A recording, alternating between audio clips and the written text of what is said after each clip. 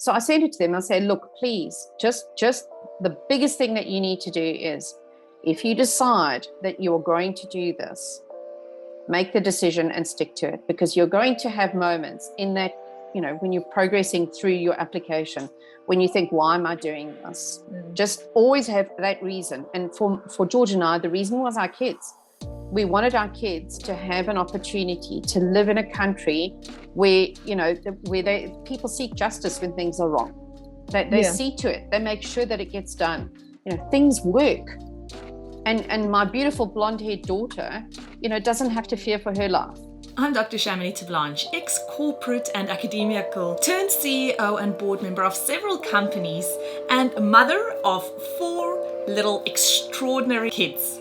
But it wasn't that long ago that I lacked the confidence, the know-how, and the time to focus on designing and really going after the life that I so wanted to live. A life of freedom, of fairness, and of being fair dinkum to who I really was and what I wanted to get out of this fleeting time that we have on Mother Earth. Fast forward to many lessons learned and moving halfway around the world to the most amazing country, you'll see the life that I now live. One that gives me more safety and freedom than I ever thought would be possible, and that really only existed as a daydream while I was living in South Africa. I created CHAMONIX TV to give you true spot advice on how you can also live a life in this amazing country, and so that you can see how another couple like us now live in Australia with 4 little kids hearing down under. And I'll be providing you with step-by-step strategies so that you can make your Aussie dream a reality too. If you're a keen future Aussie who's looking to create a life that excites you and offers you safety, freedom, and opportunity, you have come to the right place, my friend. Welcome aboard.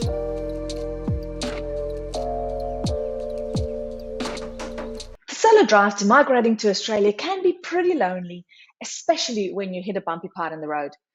Joining our one-of-its-kind course where migration specialists teach you all things needed to be able to get visa ready, get a job, and make your way to Australia as soon as possible, as well as having a supportive community, can be the make or break of reaching your destination here in Australia. Now, Migration Made Easy is opening its doors again very soon. If you're ready to find your dream life and land that first Aussie job sooner, Migration Made Easy is the place to be. Join the waitlist and you'll receive some juicy bonuses when the doors open. Secure your place at chamonixtv.com.au/waitlist. Hi, Delene. Thank you so much for joining us today. How are you? Good, thank you. Happy and sunny Perth. Oh, and isn't Perth a beautiful spot? Please tell us about that most beautiful background behind you. Oh, that is, if I lean a little to that side, that is Busselton Jetty. Beautiful, beautiful little seaside place in the most southern part, I would say, of Perth. It is incredibly beautiful there. And you're in Perth, you're not in Busselton, is that right? No, in Perth, correct. In Perth. So is Busselton a favorite holiday spot for you? It definitely is. It's a beautiful place. Look at the water. I mean, good heavens. True, that color. Oh, goody. And you guys have been having like really good weather the last few weeks. Was like good weather as in summer. Yes, I think we're starting to lose our minds a little bit now. We could do with a little bit of rain. How many weeks of +30 has it been? I think it's been forever. I can tell you that it started about 2 weeks before Christmas and it has not stopped. And that's usually between or over 35 and often around the 40-degree mark. Yes, is that right? Correct. Very, very hot. Thank God for air conditioners. Yes. So tell me a little bit about you guys. How did you land in Australia, Delene? Right. So it actually goes back to 2006 when my husband came over to visit a friend in Victoria who had immigrated, and he took a Harley, got a Harley, and he did a bit of a round trip around Victoria, absolutely fell in love with the place, came back to South Africa and said, no, we've got to move. Now, at that stage in South Africa, we had a wildlife park, we were running, and we had both sets of parents living on our farm, and we had 4 or 5 enterprises going at the same time. And I just looked at him and said, there's no ways that we are just not doing this. So put this in the back of your mind.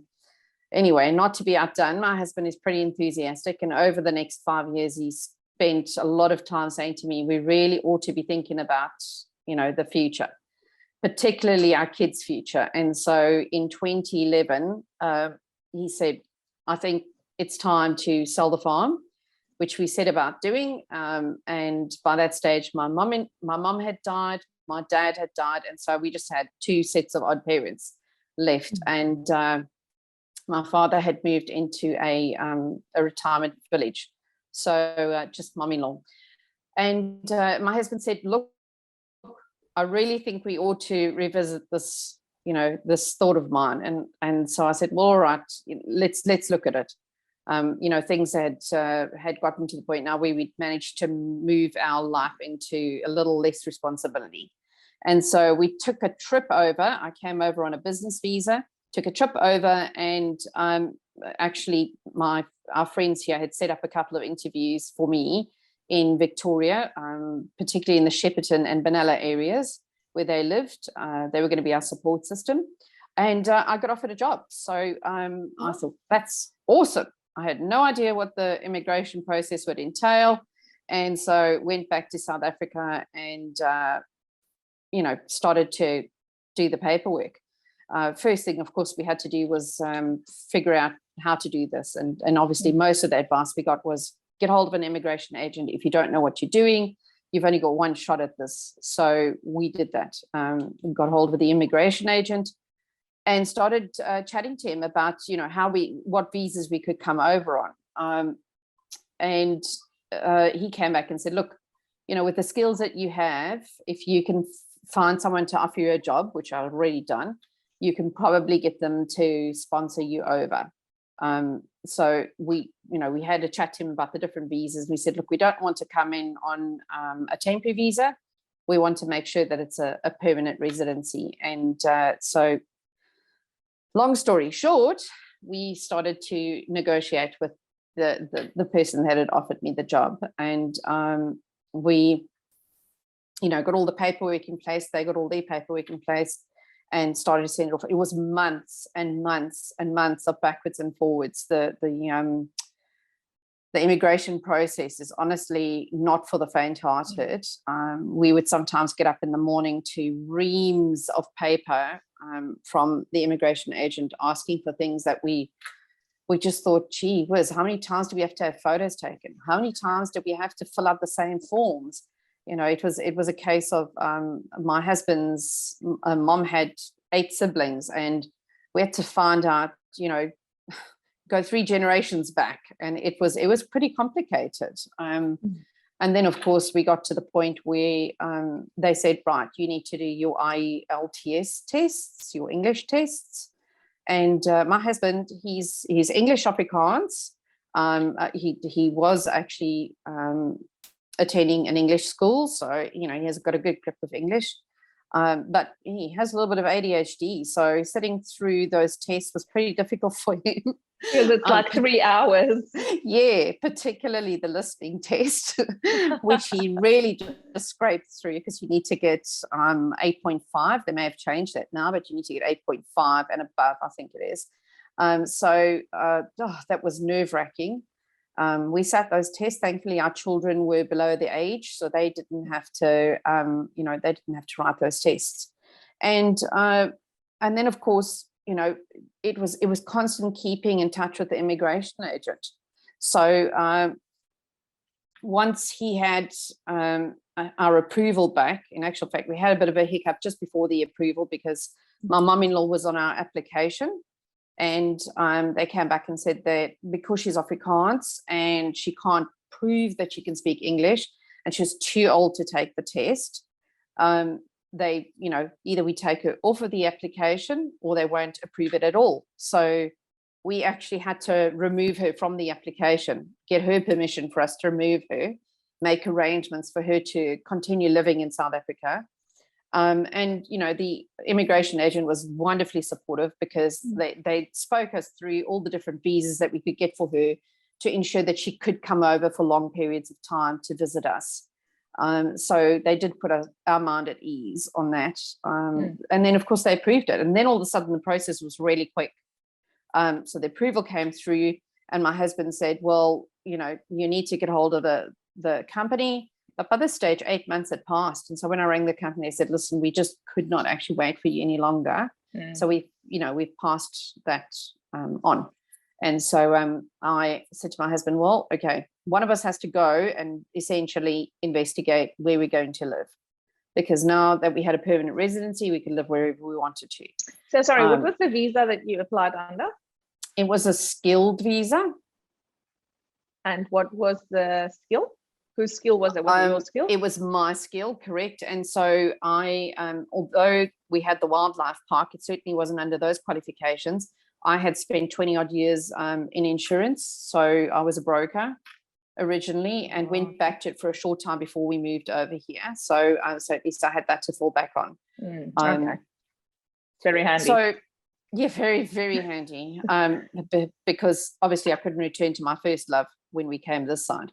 And so my husband came 3 months before us. I had to enter the country before him, and then bid him goodbye and on his way, and then go back to South Africa and wrap up the kids' school year, and also obviously sell all our stuff and just put what was precious into a container, which we would ship over whenever we knew where we were going. So it was it all happened very, very quickly. And then 3 months later, the kids and I arrived. My husband had chosen Adelaide originally, and so we started off a good almost 4 years in Adelaide. We lived there with the kids finishing up their schooling in Adelaide.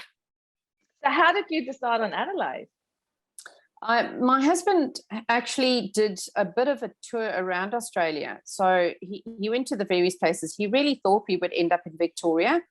And then, he kind of had a look around, didn't like the New South Wales side. And he thought, on second thought, that Victoria maybe wasn't the right place for us, particularly because he would have to find a job, essentially. For me in insurance, I could go wherever. But he's finding him a job was a little more difficult. And when he got to Adelaide, we had friends there that had moved there too, and they were more or less in the same sort of occupation as what he was. And he had a look around. He thought this is a great place to raise kids. So we landed up there. What is this occupation? So he's actually a truck driver. And so a lot of the good trucking companies come out of Adelaide. So, that was easier for him to get a job there. Yeah. So the wildlife park, is that your first love that you refer to? Absolutely. And coming this side, you cannot recreate that, because you have to have tickets and degrees and all sorts of things to be able to go into it. I mean, it's as long as my arm, and we certainly didn't come with a pot of money. So, we had to, we had to just lean on the other parts of the other skills that we had essentially from South Africa. So my husband was actually a thatching contractor in South Africa. He thatched roofs. He did all the game reserves. So oh goodness, can you please start that? Can you please start that here in Australia? Because I know of so many South Africans who want South African thatched roofs. I know, how wonderful wouldn't it be? But I mean, obviously coming here and with the fire risk and etc., it's difficult to recreate that. We've obviously seen a couple of the businesses that have these little tiles that they put together for barley huts, etc. And every time we drive past, I cringe inside because I know my husband's going to make a comment, but you just can't. With the fire risk, it's too risky. So and also I think the grasses are not like the same, and it's not as easy to find here. There certainly is grasses that you could use for thatching here, but they are not the same as the South African grasses. That is still the best. So the only other thing that he could lean on essentially was his ability to be able to drive big vehicles. So he started driving road trains for some of the companies in Adelaide. Is he still doing that? No, he's actually a pilot now. So pilot as in drives pilot vehicles behind the oversized vehicles. Right, yeah, okay, but so he still drives. He's still on the Yes, road a lot. yes, he is. Do the pilot vehicles don't travel far, do they?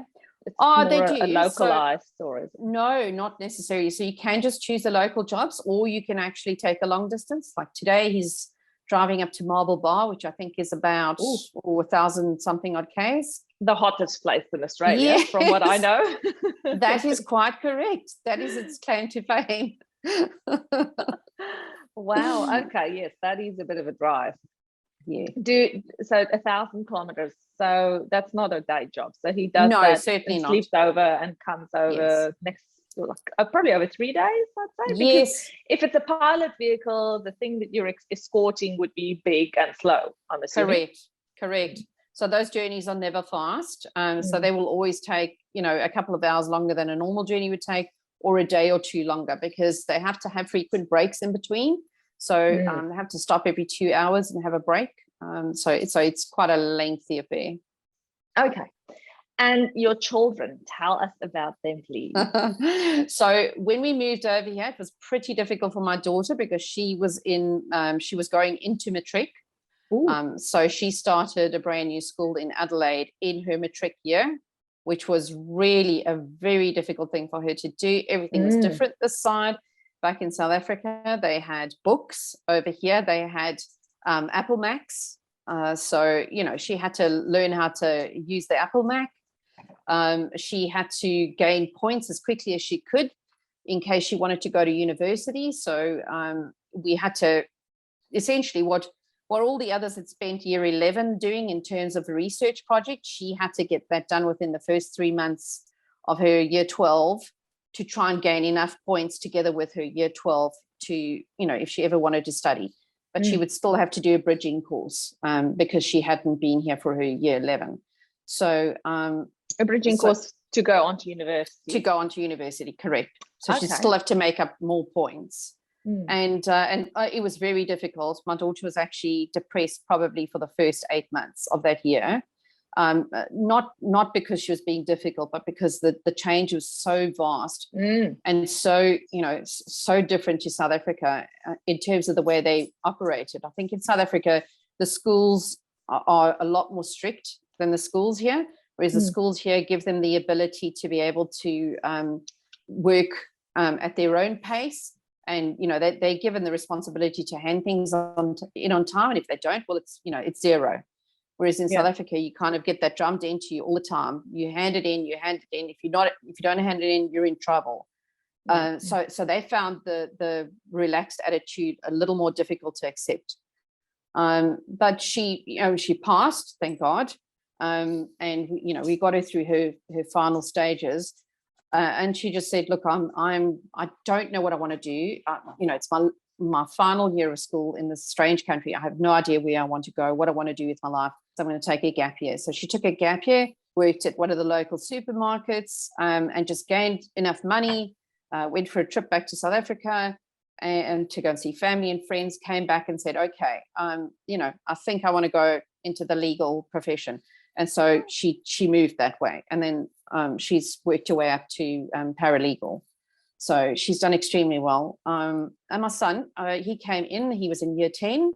And he said, by the time he got to year 11, he said, look, I've had enough of school, as boys do.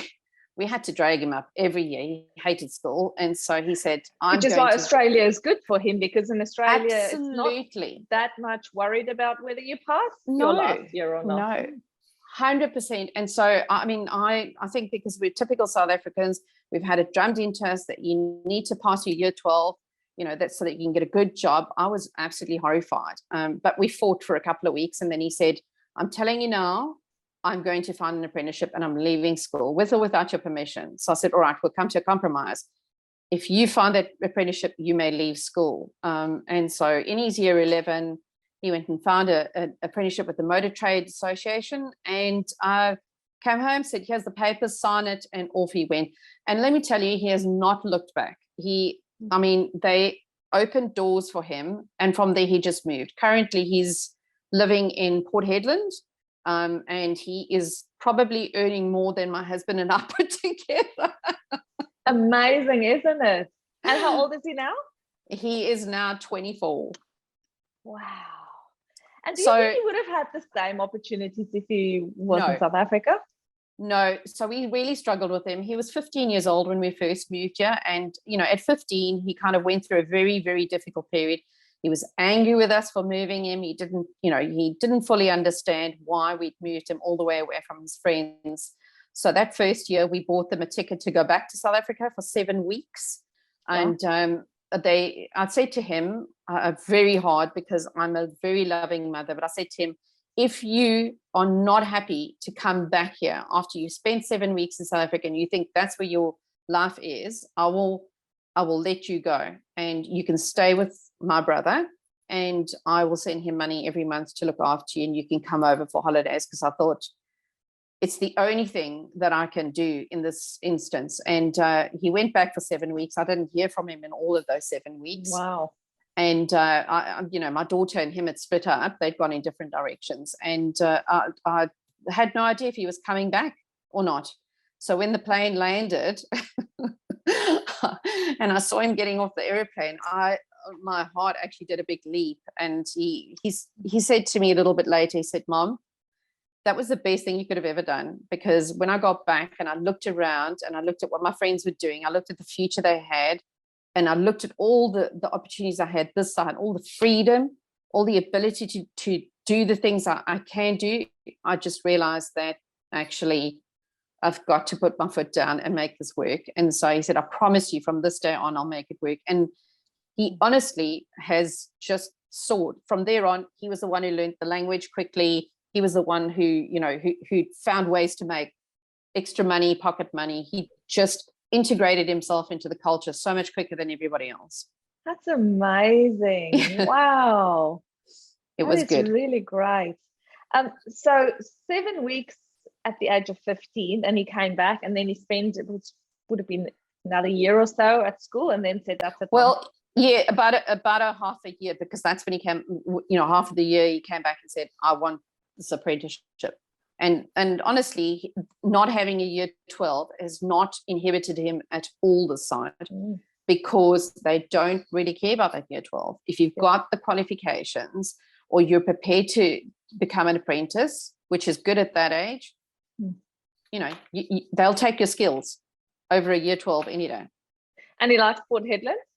He loves Port Hedland. He's just moved there because he was in Newman prior to that. So Newman was a little more inland. And he's only just moved to Port Hedland, and he said he loves being back near the coast again. And how often do you guys see him?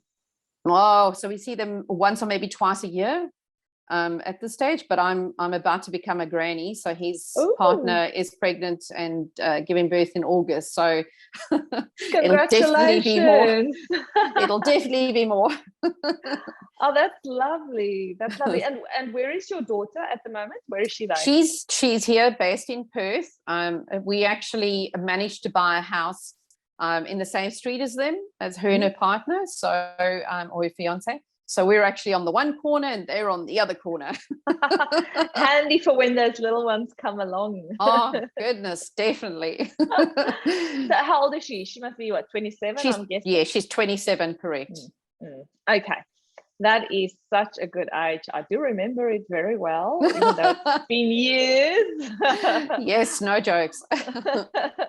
And she's happy in Australia, or does she want to go back? Very happy. No, she's very happy. Look, after her 7-week stint in South Africa, she came back and she said, "You know, Mom, I have nothing to go back for again. I've, you know, come to terms with the fact that the family will visit us this side," because they've all said to us, my family's been very supportive, and they all said, "Don't come back here.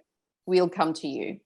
So, you know, we're very grateful for that, because it's a big sacrifice for them going from rands to Aussie dollars. But I've had to go back a couple of times for, you know, various family members' deaths. And I tell you, I have to mentally prepare myself every single time I've got to get on that plane, because it's, I don't want to go back. Very, very hard, yes. So you have been back a few times? I have, yes. I've been back about 4 times. And honestly, it's been for the maximum that I'll allow is 2 weeks. And that, you know, and then by the end of the first week, I'm champing at the bit to get back. So when did you move from Adelaide to Perth? 2016, end of 2016, I got a promotion. So my husband actually moved before me, and I followed him a month later, and he came, and found a place for us to stay. So it was crazy because I had to leave my kids behind in Adelaide. Both of them were already working, and only one of them was out of the house. My son was out of the house by 17 already, and my daughter was still staying at home. But she obviously went and found a place to stay when I got the promotion. They were very supportive. Both of them said, look, we're not ready to leave Adelaide yet, but we're not going to hold you back. This is a promotion. You really ought to take it. So my husband and I moved here, and it was tremendously difficult to move without the kids. Very, very difficult. I felt like my left arm had been cut off, but honestly, within a year, both of them had moved over to Perth. So that was quick. They did follow. Oh, wow. And can you tell me what's the differences for you between Adelaide and Perth, or living in Adelaide and living in Perth? So the funny thing is, I'm sure you've had exactly the same, or anybody that's moved here has had the same, where people have said to them, you've got to meet my South African friends. And I've always gone, look, I'm actually here to integrate myself into the culture. So I'm not asking you to introduce me to your South African friends. I know a lot of South African people here. And the funny thing is, I always didn't want to come to Perth because there's just so many South Africans here that, it's no longer a surprise when you're standing in a supermarket and you hear people speaking Afrikaans. It's not a surprise, so I didn't want to move here. And so when I got being in Adelaide you were completely alienated. It was, there wasn't a lot of South Africans there. And it was pretty nice. It was lovely because I really got, I got fed there by the Australians. I mean, they did wonderful things. They made a bucket list, and then, I had all the foods that they wanted me to try. They taught me all the words I needed to know. They taught me how to speak slowly because South Africans speak fast. And, it was wonderful. And then coming to Perth, the funny thing is that I had a lot of people in my team that were completely from different nations. I had one Australian in my team, and all the rest were from other countries. So we were just all this whole bunch of immigrants together, which was absolutely amazing because we were all learning together, but Perth itself is like living in Cape Town, a little like living in Cape Town, but sort of back in the days when it was, still very pretty, and, it had so much to offer. Whereas now I think some of the areas are a little bit more restricted, but it's still probably one of the safer places in South Africa. I'm pleasantly surprised to say that I absolutely love Perth from the moment we came in, and I just looked out over the Swan and I was like, oh, look at all this water. Yes, my soul just bound with the water immediately. It's just stunning. It's an absolutely beautiful place. And I hope you see the water every day. Do you see the I river do. or the ocean? I do. I work in the city, so we've got a view of the water. Very lucky. And yes. Are you which area in Perth are you? North, south, east, west? So we're south. We're in Baldivis, so it's about a 15-minute train trip, which is it's lovely. And Baldivis itself is beautiful. Oh, it is. Big it's beautiful. trees. And it is just stunning. I didn't really want to move that far out of the city. In actual fact, for the last 4 years, we'd lived in South Perth. So, I was very central there. It was lovely. Yeah. And I didn't want to move this far. But when my daughter and her partner moved out, and we had a look at the properties here and had a look at a couple of the property reports, which is always important to do, we went, wow, this is an up and coming area, and this is going to be a good investment to buy here. So, and then ironically on the same street. So. Yes. Oh, well, you've got the train system there, and Baldivis has got its own train station. So correct. Yeah. What do you do on the train when you travel? Oh, so generally my daughter and I travel in together. So we're either on her phone watching Netflix, or we're laughing about something, looking at TikToks or whatever. Oh, that's good. So it's mom and daughter time. That's great. Yes, absolutely. Great. Okay, so you're in insurance broking still? Correct. Yes, I'm still in insurance broking. So I have changed companies since I came to Perth. So I've just gone from one global broker to another global broker, essentially, one as big as the other. So, but it was a good change. Sometimes when you've been with a company for a long time, I'd been with the one for 7 years, and I changed to the next one, and I thought, this is a good change. After 7 years, I was ready for it. Good. And you're still happy with the insurance broking industry as a whole? Any differences between insurance broking in South Africa and Australia? Very, very big differences. It's weird to say it, but South Africa is probably a lot more advanced in their legislation, in their compliance legislation, and their laws in terms of how insurance brokers conduct themselves. So over here, when I first got here, I was quite amazed at how sort of how lax they were on their compliance. They just took everything on trust. Whereas in South Africa, before I'd left there, all of the insurance brokers had to undergo all of these legislative tests, and you couldn't operate unless you had this specific license, and so everything here was completely different. And I have seen in the last 4 years a big change coming, and I've realized that South Africa is very far advanced in terms of the insurance side compared to here. We don't even know what telematics is here, whereas in South Africa they've been using telematics and tracking for at least the last 10 years. Oh wow, if not longer. So there just hasn't been a need for it. In South Africa there was hijackings and kidnappings and all sorts, and so the tracking and the telematic systems were part of daily life back there. You've got the discovery, which is they do the where they give you money back if you've got their little unit in the car and etc. So they're just so far advanced in terms of that compared to us. But as you say, it's good, and it's not well. It's a good thing to be advanced, but the reason behind them being advanced is a bit scary, and that's the part where I went. Well, that's why I left South Africa. Yeah, because I didn't want to be scared. I didn't want to have my life in danger. I didn't want all of those things that happen. Yeah, but yes, of course, then insurance broking and some other industries will be advanced. Like you can imagine, any kind of security systems would be much more advanced in South Africa than here in general. Correct. And what's the best thing for you about living in Australia, Delene? I think I've never taken for granted the fact that I can harness my dogs up, take them for a very long walk, whether it be a bush walk, whether it be a long walk down the road. I can, go to an event in the city and walk into a car park after that event without constantly panicking and fearing that I'm in danger. I can come home to an empty or dark house at night and not have to panic that there's someone behind me. I can't tell you how many times I've left a phone or a wallet on the train or wherever, and gone back to get it and somebody's handed it in, all the money intact, all the cards intact. Like, you can't put a price on that. You can't put a price on that feeling of peace.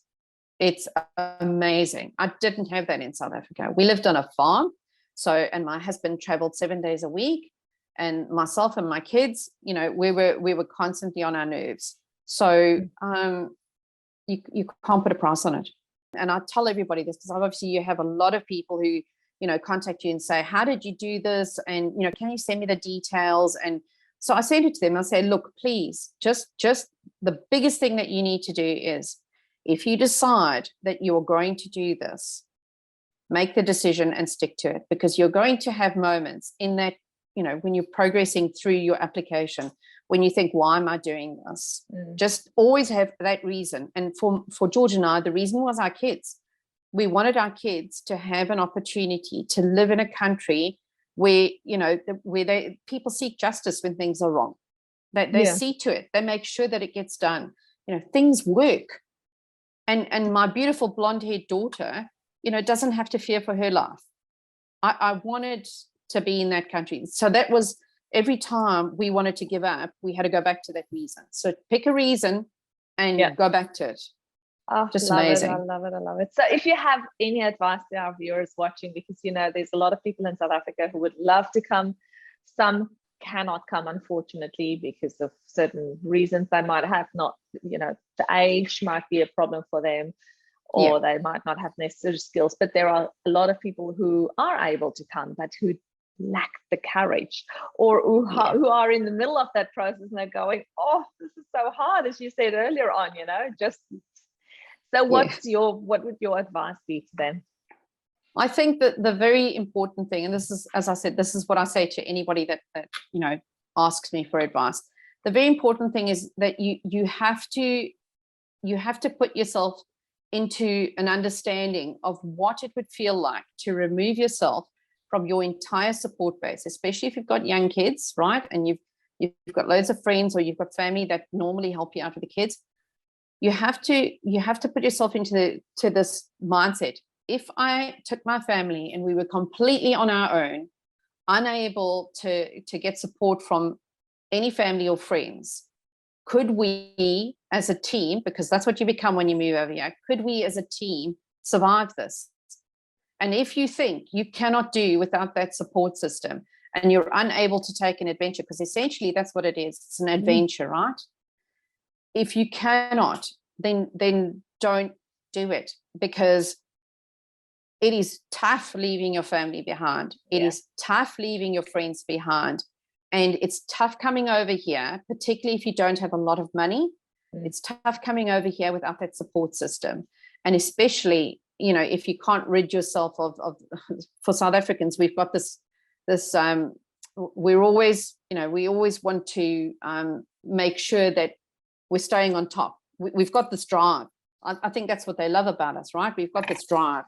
And if you cannot come here and humble yourself and understand that you have a place here, but you've got to find it first, then don't do it.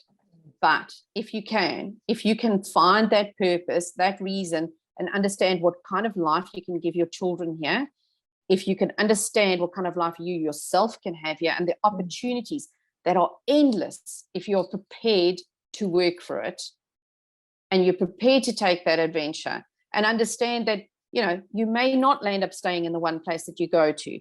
You may have to move 3 or 4 times before you decide where you want to be, but you're happy to come here and take all this country is prepared to give you. And believe me, it is, my family often have their jaws on the ground at how much we get this side. Then honestly, it is the most incredible thing to do. Your family becomes a team. You work together. You make sure that finance is no longer mom and dad's thing. Finance becomes the family's. So the kids understand what they can and cannot get here, while setting yourself up. You have to start again. Unless you're bringing cars and all your white goods and everything over, you have to start all over again. And so if you have to start from the bottom, there is plenty of ways to do it. You've just got to have an open mindset. Oh, such wise words. Thank you for sharing all your insights and sharing your story with us, Delene, because such a beautiful story. Thank you for sharing, Delene, and for great pleasure. And for being courageous for your family's sake and giving your children a better future. So proud of you. It's beautiful. And thanks again for your time. Absolute pleasure. We'd love to maybe one day talk to your children to hear how they settle in. Absolutely. Okay. Super. Thanks you so much. Have a lovely afternoon. You too. Take care. Bye-bye. Bye. All right. So thank you so much for joining me today. If you had fun, please remember to hit that subscribe button, and then it'll make sure that you never miss a thing. I'll see you same time and same place next week. Bye for now.